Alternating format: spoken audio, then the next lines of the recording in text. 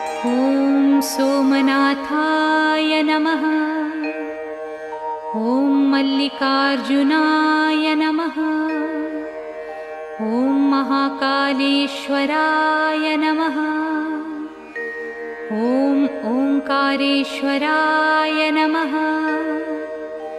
ॐ वैद्यनाथाय नमः। ॐ भीमशंकराय नमः। ॐ रामेश्वराय नमः। ॐ नागेश्वराय नमः। ॐ विश्वेश्वराय नमः।